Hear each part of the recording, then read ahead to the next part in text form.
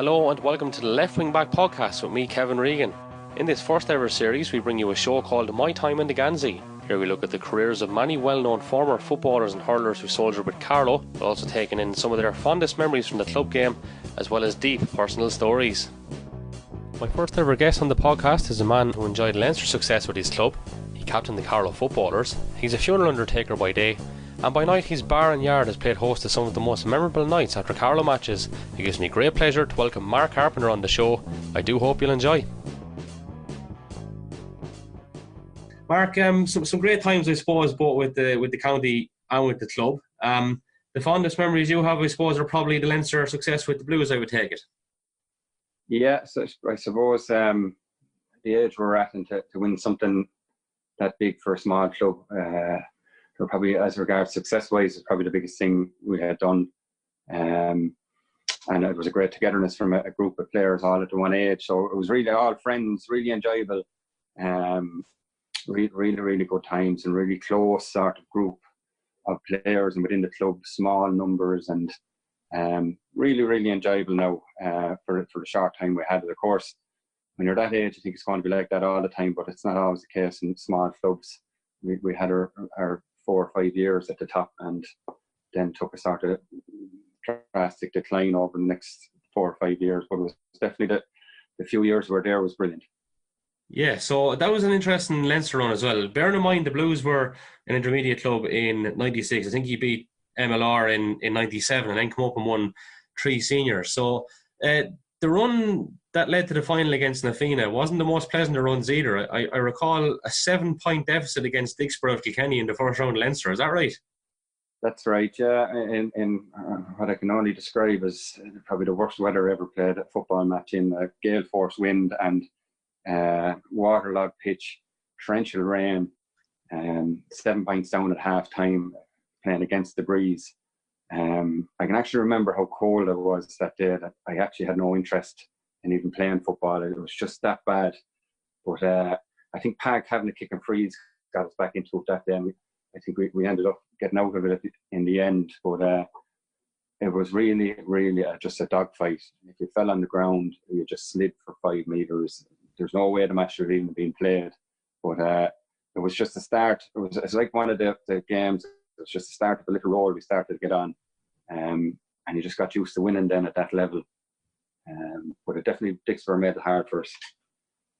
So then subsequently you had a difficult enough task as well in overcoming Cornerstown Kinnegad, and an absolute thriller in the semi-final against Moorfield, 12 points to 11 in the end. What happened was against Kinnegad the first day, it ended up, I think we played in, I think it was a draw the first day, no, could be mistaken, but we ended up playing up in Kinnegad and it went extra time. And I remember Andrew Cardin had to leave. I think he had to leave early. His brother's wedding was somewhere foreign. He had to catch a flight, so he had a helicopter waiting for him, but he wouldn't leave until the match was over. So it's that sort of thing. We'd so short. We were literally, I suppose, about 17 or 18 fellas that were pushing for the start of 15, and you couldn't really afford to lose. So we had this helicopter waiting at the side of the pitch.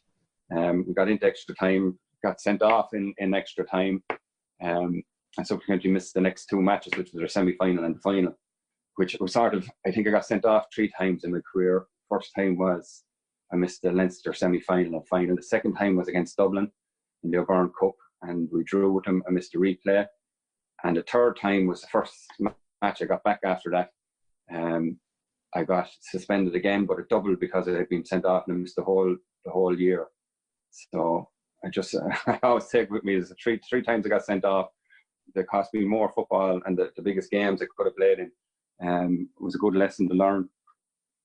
Wow, that's actually incredible. I wasn't aware of that at all. It's a little bit before my time, of course. I was probably only 6 or 7 when this was all happening. I don't want to make you feel too old now or nothing, but yeah. Did you feel at the time, what was the red card? Was there any hope of getting away with it at all, getting off?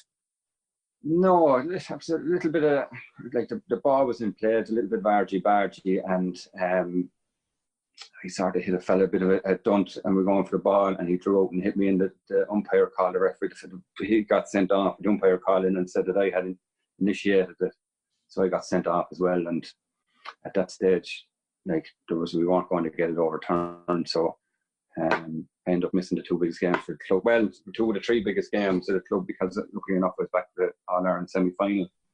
But it was tough watching them from the sideline. I can only imagine. I mean, it's huge. It's not too often Carlow clubs do it. Rogue, of course, kind of laid the foundations for this. Did their success give you a bit of belief, even though you're obviously big rivals? Well, I think, I suppose when you look at it, we were so young. Like, we were in when we were in that All-Ireland semi-final, there was 11 of us won an Under-21 championship in Carlow that started in the All-Ireland semi-final. So we were all 19, 20 years of age. And we had grown up always being O'Hanlon's, always being the smaller club in town. Like, there was success up the road. It was always sort of, there was definitely, we'd look up the road and say we'd love a bit of that. And there would have been a tradition in the club of winning championships. Now, it would have been 30 years before, and there would have been great tradition in O'Hanlon's up until the 60s.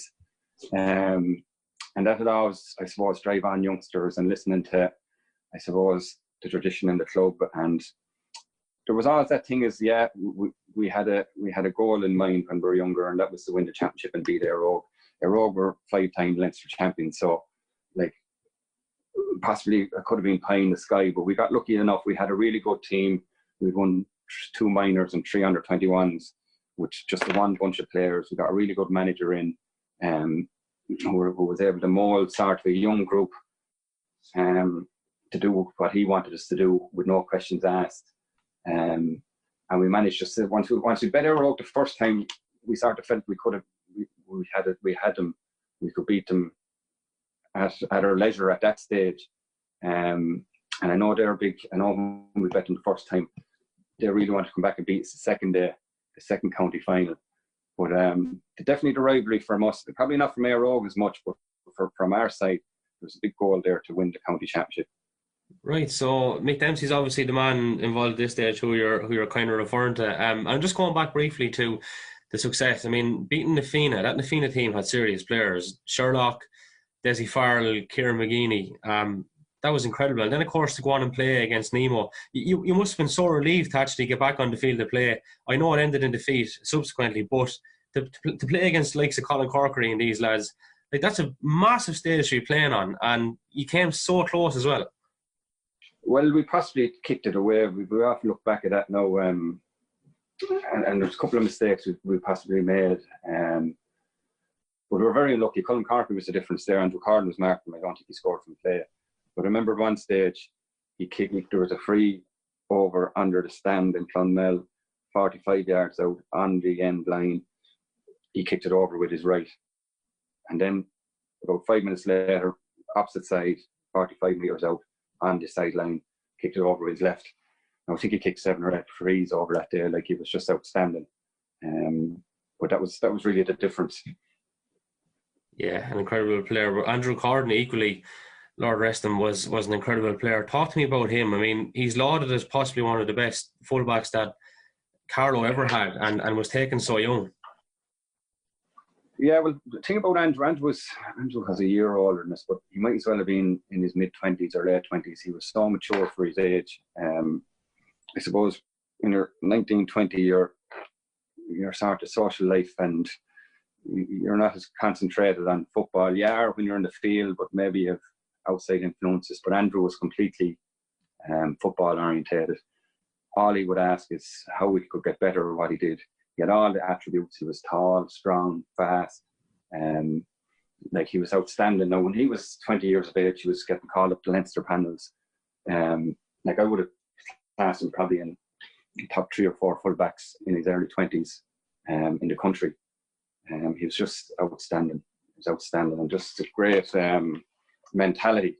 Just be, when you maybe get into your mid-20s, you really take it serious, and you're looking to try to improve. Like, he was doing that from the start.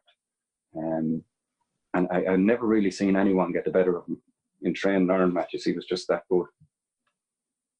Yeah, and a gap that Carlow kind of failed to close for so many years as well.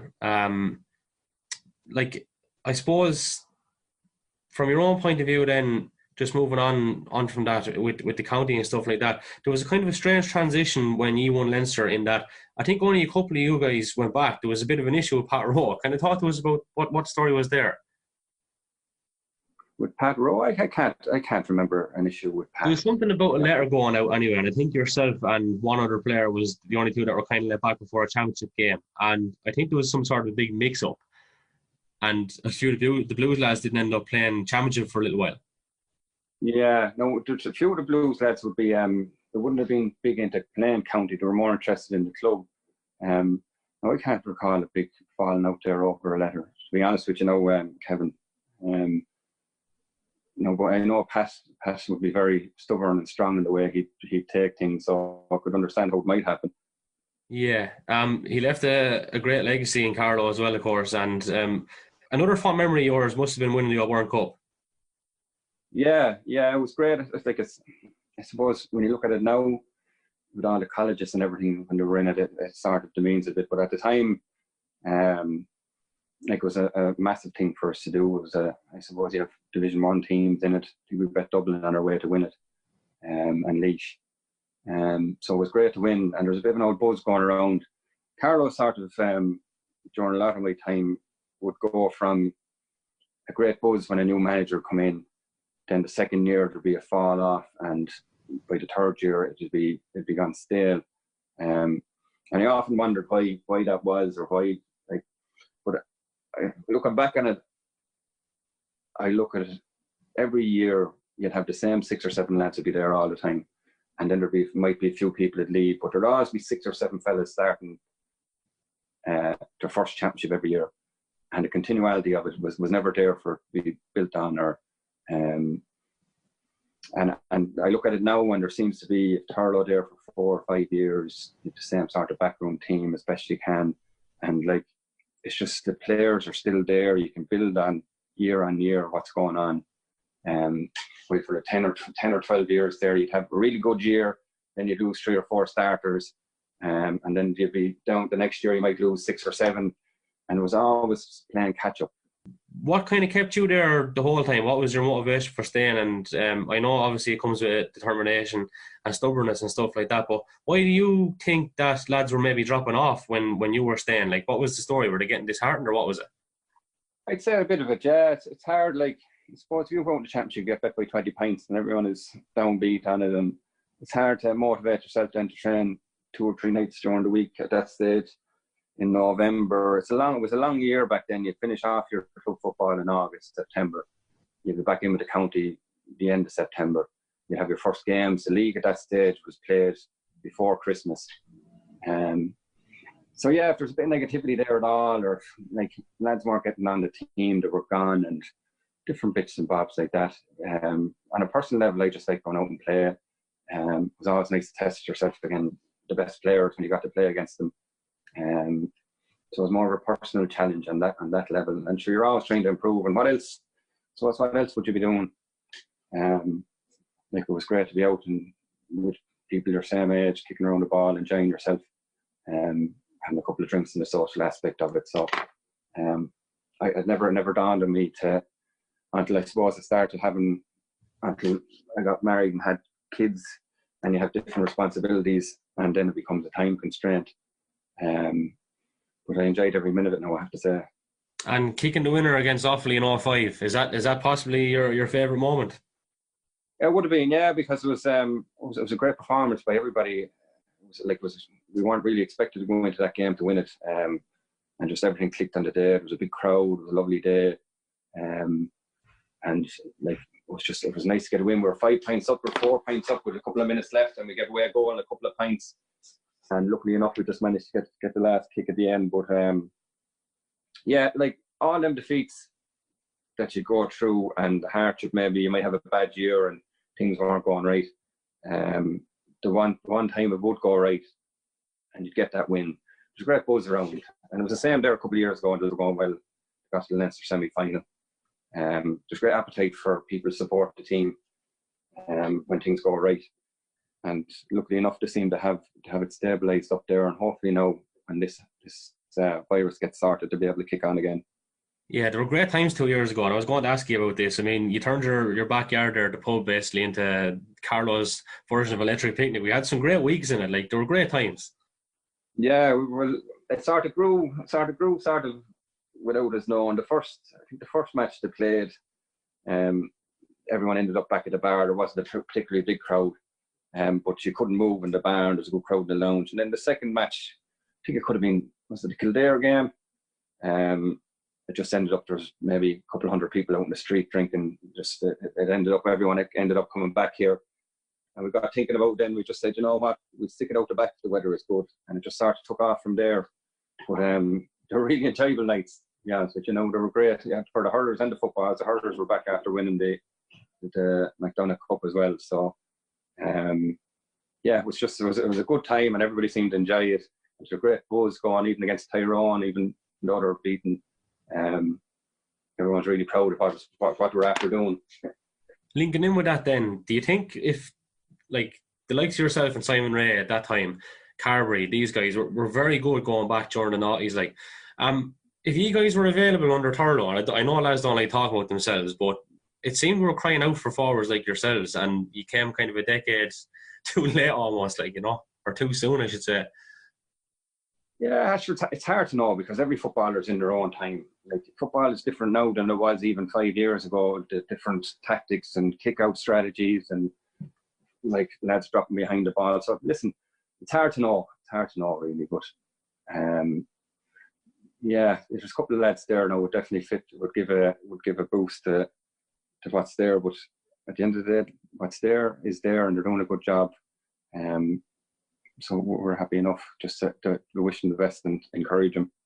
You're still playing and you're coming up again them blankets now at the moment. I mean, the change in the game from when you started to now must be unreal, and you're still coping fairly well with it. You're kicking a few points off the bench when you come on for the Blues and the few games that you're playing, like. Yeah, there's a big change in the way it's played, and I think the more time teams put into it, the more it's going to change. Teams are more prepared, and like, I suppose I go back to when I first started. When I got called into the county the first year, I was only 17, and I think there was a bit of something was after going on with Bobby Miller, and there was a big walkout with players, and I don't know, but I guess they were stuck for lads to come in, so I got called into it. And I just remember when I look back at it now, it was maybe 17, 18 lads training, and they'd run laps, and I think there's a Paddy Morrissey from Tipperary was over us, and I think it was I only got in 6 or 7 weeks before the championship, and it was laps, and then you kick a few pints, you might play a bit of a game. Then 1 week Paddy Morrissey wasn't there and nobody knew where he was, and then he came back and said he had informed the county board. So it wasn't very well organised, and then you get in a manager and it had improved, but it was all 15 on 15 and kick the ball out long. And I guess when Tyrone and them started coming in, now it was a little different in the club. When we were going well in the club, we were always coached as half forwards. We always got back behind the ball. So there was a little bit of it in club level. With Mick Dempsey at that time was work great and get behind the ball. And that was maybe first, when you look back on it now, you might say that was the start of this thing of getting bodies behind the ball and outworking teams. But now you go into it and you have different formations, and you have letting like zonal marking or following the man. You have your kick out, making space and getting your pockets to get the ball into, and you're going into your then set plays and all different. But there's so much more in it. And at times you'd often wonder, when it gets that far, is enjoyment gone over it? Is it too much, like too organised? Because the thing about years ago, you went out and you played. You might have an idea, right, we're going to play, get behind the ball if we don't have it, but like, you still played, you got the ball, or you kicked it forward, you got forward as quick as you can, you got up and supported the man.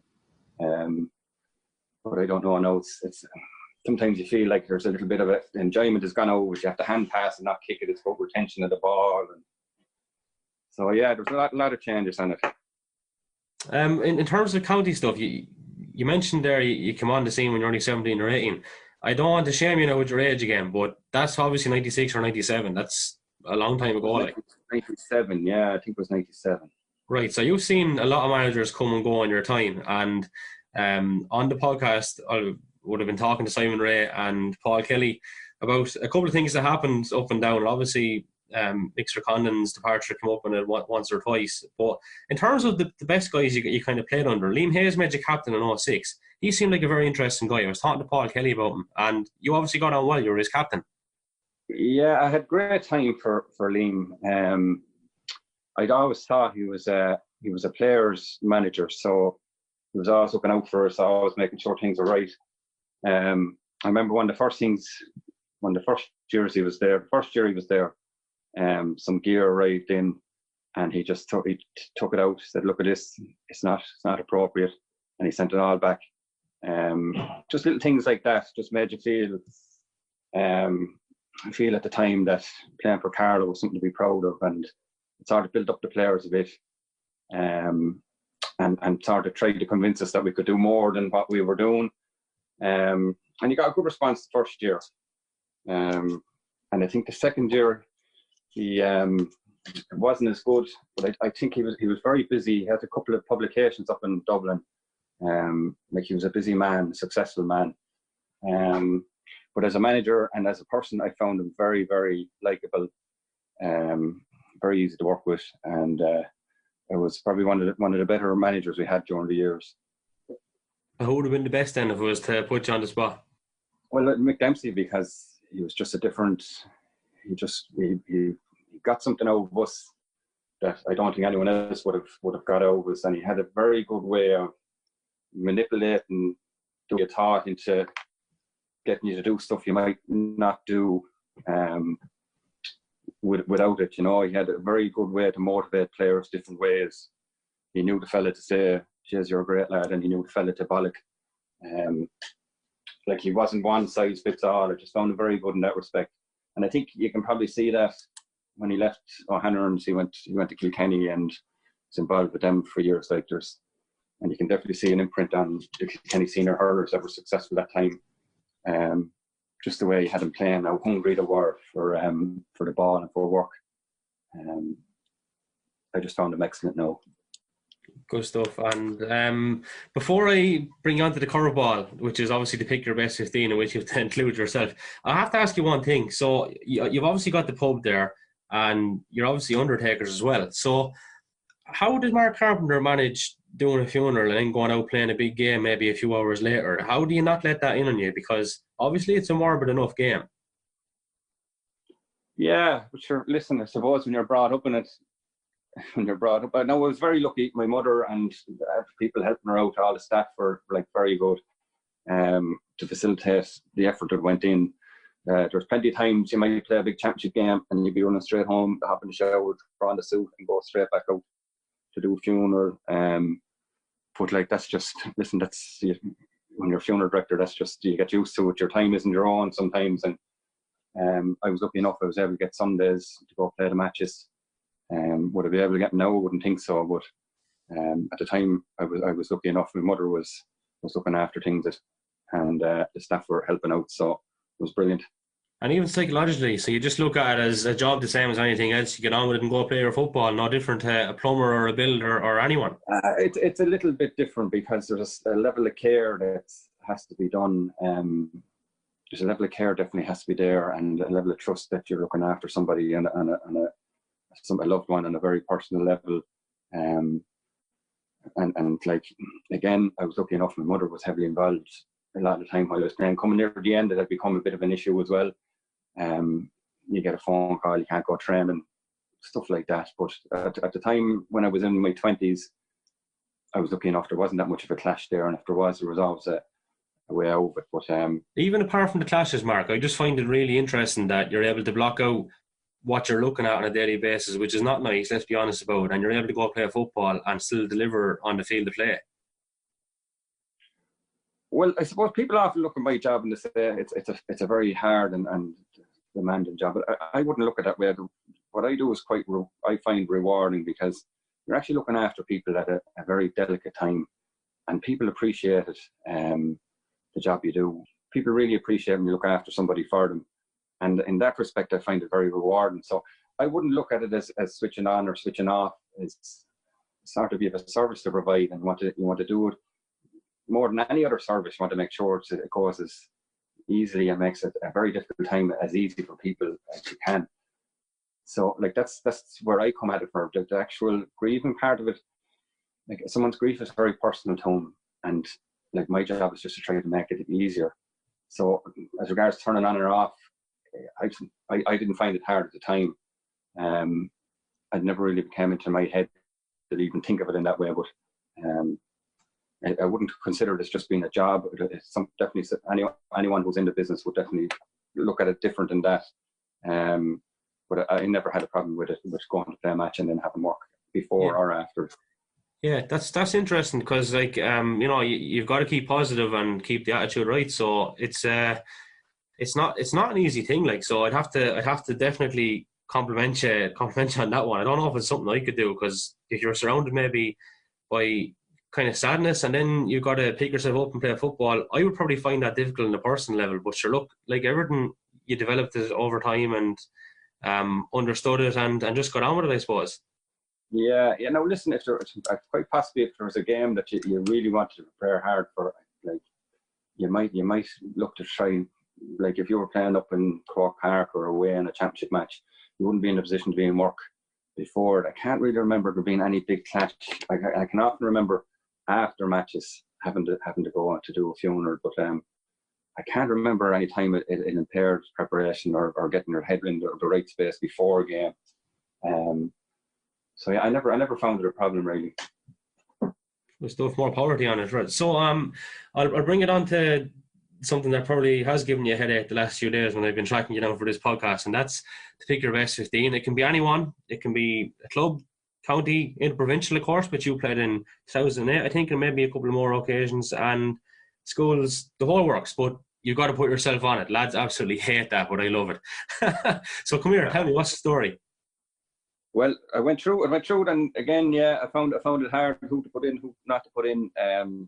So I sort of decided not to put in anyone that was still playing football. I was trying to keep it to fellas I played with who weren't playing anymore. So I don't know if that's the right or wrong way to do it, but I thought there is no wrong way to do it. That's the best thing about it. Yeah. So listen, the first one I went with was John Paul Sausage Brennan, who was O'Hanlon's goalkeeper and Carlow goalkeeper. Notable mention to Clarkey, who was the two of them battled it out for number one for a good few years. Some headache. I found Sausage. I just found him an excellent goalkeeper, half mad. As all, well, not all, because Clarkey was quite level-headed. I think that's why Sausage just seemed to get the nod ahead of him. He was just that little bit madder. But he had a great kick out. He had a great kick out. He's a good shot stopper. Trained very well. He tried a short kick out probably before it was too. It was the way it is now, but and got caught a good few times in it. But I always found him. He was the best keeper I had played with anyway. And then I moved into the full back line, and straight away the first two names popped into my head was Andrew Cardin as full back. We spoke about him earlier. And then in the corner was Brian Farrell from Pal, who again was an excellent cornerback. Right up there with some of the best in the country, I would think. Absolute nightmare to mark and train Ireland club matches. Take your life if you could, which is a good thing to have, the cornerback. And then the other corner, I was having trouble trying to figure it, and the first name came into my head was Brendan Hayden. Now, Brendan would have been coming near the first game I played was against Westmeath. It was just the week after my 18th birthday. And I remember Brendan pulling me to one side. Just one of these memories I always have in my head, and I'll never forget Brendan pulling me to one side. I hadn't met Brendan before. Only a few times we were training. I said, this is going to be the quickest game we ever played. Just get into it quick. Now, I always appreciate that from Brendan. But I in the end went for Niall English, the club cornerback, just for the simple fact he never played with the county, but he was a great club cornerback. And he's just the sort of fella you want to go over the white line with. He'd absolutely go through a wall for the ball. Great fella in the dressing room. Really good at getting lads going. Hard as nails. Might be a little bit slower than the quicker corner forwards, but always use his brain to get out ahead of him. So I have him in the other corner. Still fit as a fiddle as well. Open collection. Yeah, he actually looks fitter now than he did when he's playing. I think he's running on a treadmill up in the house, and he's out with the kids in St. Evans up in top of Collection there. So if we were trying to get him back to play junior a couple of years ago, but no go. I wouldn't like to be marking him in the junior C game. That's all I would say. Definitely not. And then I moved into the half back line. I put John Hayden in one half back and Breffney Hannon the other half back. John, same as Niall, hardy bit of stuff, good with the ball, level-headed, just a hardy snipe, wouldn't back down from anything. And Breffney the same, big lump of fella, good trainer, good use of the ball, and just an all-rounder in fairness. And then centre back, sort of a toss-up between Joe Byrne and Sean Cavan. I'll give it to Sean in the end because he just gave so many good years to the county. Again, he's probably one of the, I feel like a sort in two generations, first generation, like a Brendan Head and Willie Quinlan and Sean Cavan, Johnny Nevin, and then we came into our own, the group of players from my age, like myself, Brian Farrell, Joe Byrne, Brian Kelly, Sausage, Barry English. Like that was a sort of our team or our time, as I say, when you're in your mid-20s. And then coming near the end of it, you had like Dara Foley, Sean Gannon, and all these lads coming into it. So in that respect, like Sean is in the first sort of generation I would have played with, the older sort of generation. So again, very strong, great on the ball, just a quiet fella, but just always got the work done. So I put him in there centre back. And then we move into the midfield, and Thomas Walsh was the first name came to my mind. Just a very strong player, very, very quick, very good carrier of the ball. Just you couldn't get it off him, and he was just a lad. If you could get the ball to, you knew he was going to open up space. I don't know, matching up with any of these other fellas that you have that are 15s, or is there? There's a couple of constants, and I know we had a similar headache with another guest regarding the goalkeeper on here for sure. Good, okay. So the next midfielder I had was I played a couple of years with Leinster, and there was one fella played midfield, Brendan Quigley from Nice, and I was just amazed at how good he was. He'd never got, and even playing against him for Laois, I never seen him have a bad game, or never seen anyone get the better of him. Just a big lump of a fella, very athletic, tall, good on the ball, and a good set of hands. So I put him in the other midfield position. And then moving into the forwards, I put Pat Hickey half forward, Johnny Nevin the other half forward. Johnny, I suppose, was a bit of a legend when we came into the team. Just an excellent footballer, had give a dual start, gave years and years of service, good with the right and the left. I think he carried all Auckland to a county championship one year, and just an outstanding all-rounder, hurler and football. Pat Hickey, just sort of Mr. Consistent, quiet, but just hard worker and good on the ball, good for taking a couple of scores. And then in the number 11 slot, I went to Willie Quinlan. Little small Willie was a little bit of a dynamo for a fella so small. You just couldn't get near him. Even playing against him club, you just get that ball. He's such a low centre of gravity. Get the ball into him, and you just couldn't get near him without fouling him. I just found him excellent all the years we played with him. And then I got into the full forward line, and I put Brian Carby in one corner and Simon Ray in the other. Two left footers, just very, very good free takers, good on the ball. Did the both of them, just very accurate. So yeah, that's who I went. And then in the full forward line, I went with Joe Sheridan from Meath. Again, I played a couple of years with him. Just an all-round nice fella, but just a massive unit.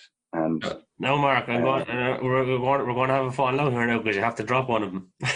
Well, I was just thinking, and the easiest way to do that is going to drop Joe Sheridan, so I won't fall out with anyone from Carlow. So I'll go in there instead of him. He wasn't that good anyway. So right, so a late change there. Joe Sheridan is out, and you're in full forward. And what was your favourite spot? Did you like wing forward the best, or any particular preference? I think looking back at it, probably wing forward was my best position. But sure, when you're playing, you want to be in one of the middle positions, whether it be centre forward or full forward, because you're going to get on the ball. But I would think somewhere in the half hour line, looking back, is probably the best place if I was picking a team and it had me, I'd put me there. But at the time, I suppose, when you're playing, you want to be in near goal to get scores, or you want to be in the middle to get on the ball. So, yeah, I would say half forward. So you can switch in and out with Johnny there, and there'll be no problem. That's exactly it. When Johnny gets tired, we can switch around.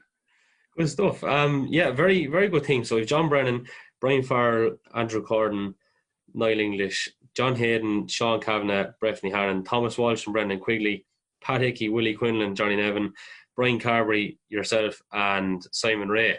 And a couple of notable absentees. I mean, it must have been difficult enough probably leaving some of your teammates off. You had great forwards, great defenders, great balanced team, just in O'Hanlon's like. Oh, definitely had a great, real well balanced team. But I suppose when I was picking it, I was sort of looking at the county side of it as much as I could, you know. So, but Anthony Kavanagh definitely would be up there, one of the best full forwards in the county. Pat Kavanagh the same. Brian Walker was always good for a goal. Barry English as well, very unlucky not to get onto it. Alan Bowe as well in the midfield. We were lucky. We were very balanced, and we were very committed, and we were fierce, hard working, and that's a credit to Mick Dempsey, really. Right. Before I let you go, what's the next step for Mark Carpenter when COVID-19 finally goes away? Will we see you playing another season with the Blues? And if not, you've already ventured into coaching. You actually coached me in 2007, Mark. I don't know if you remember. No, I probably didn't leave much of an impression on you. I'm asking questions now and you're still playing football, so that'll tell that story. I don't know whether you were a bad coach or you was a shy player. I reckon it's the latter. Where was that, Kevin? Yeah, under 16 county 07. With Dara Foley's team, was it? That's right. Yeah, it was good fun actually for 2 weeks. Yeah. There was a good bunch of lads there. A lot of them fellas. I think Shane Redmond was on that as well, was he? And Redmond was actually a couple of years older, so Redmond would have been minor in 07. We were under 16. Right. Yeah, might have been. But you had, in an actual fact, Mark, there's this is not a dig now, but a lot of lads. I'm not. As per a lot of underage county teams, there's a lot of lads I think not even playing football, and that's a kind of a trend across Ireland, really, isn't it? Yeah. Well, I put it back the other way. Like I didn't get on the minor team in 97, 98 year. I went in with the seniors, and 5 or 6 weeks later, I played senior football. So I suppose if you looked at the way they have it set up there now, they put in a lot of work, and there seems the underage structure is in a lot better place than it was, I suppose, back when I was coming through, and the pathway to get from I suppose a development squad to a senior team is a lot more straightforward. But I definitely take on board that a lot of people drop off and stop playing football, and you'd often wonder, is it gone too serious? I look at it now as enjoyment in playing county football, same as it was back when I was playing. Like I remember just when I was the last few years, there's a big strength and conditioning push, and like you fellas out 5-6 nights a week. Maybe they might have an away game. They're gone Saturday evening, stay overnight, come back on Sunday, and they're back out in the field on a Monday or Tuesday. Like it's tough going, and even at club level now, it's like the amount of work that you have to put in to be successful. You wonder, is it nearly too serious for a lot of people? I played a year of junior football 3 or 4 years ago. We won a junior B league or something. Sure, it was as good as winning an All Ireland for everyone on the team, you know. Yeah, and the enjoyment is the most important thing, as you rightly said. I suppose winning the championship with the Blues last year was great for you. And there's another thing actually, just before I let you go, I should have mentioned the O'Loughlin County Final in 03. I think it's fair to say you were probably a little bit below par the first day. Conditions were poor enough as well, but the second day you put on, I think you got man of the match the second day when you won the replay. Is that right?